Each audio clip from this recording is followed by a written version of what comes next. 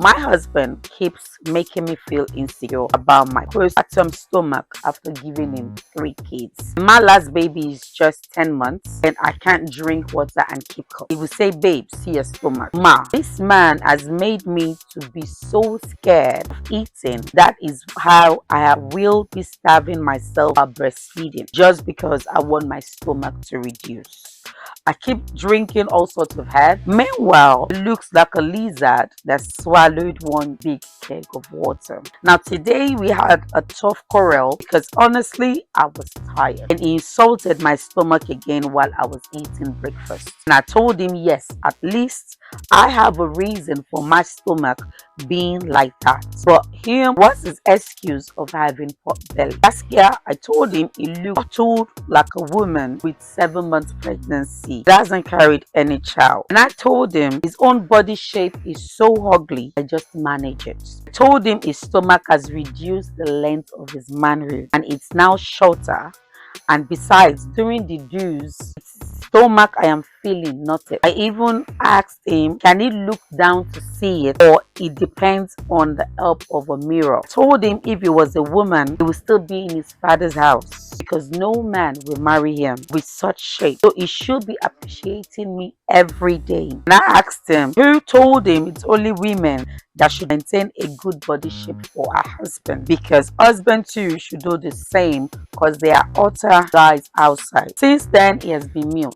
Usually go out every evening with friends, drink beer and suya or fish. But today, he has been sleeping since after the fight. Even lunch, he has refused to eat.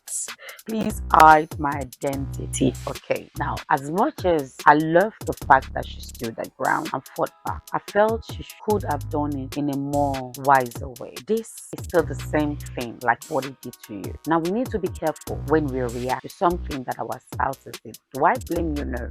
The way and manner we react is totally different, and I get that. You don't expect to beat someone and expect them to cry in a way you want them to cry. They can cry in a way they want to cry because the pain was inflicted on them. But then when we are hurting, we need to be cautious. When we are angry, we also need to be very careful of the words that proceeds out of our mouth. As much as I understand the trauma, the pain he has been inflicting on the woman for so long, because it's not until you physically abuse before it becomes painful. Verbally, emotionally, these things, in fact, they drain faster than even physical torture. And I understand where the woman is actually coming from. But then she has said a whole lot of forbidden things to say between spouses. You questioned his manhood. You ridiculed his manhood. You ridiculed a whole lot of things about him as well. Quite already body shamed you. And there's a way you could have passed that message that he will get it, he will feel ashamed of himself and apologize instead of giving it aura for aura.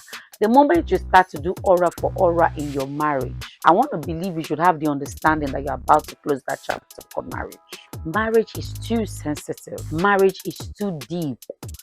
You need to be careful. The moment you start to body shame your partner, you yourself, you are digging holes in your marriage. You're putting cracks in your home. But if the woman still wants a marriage, apply wisdom.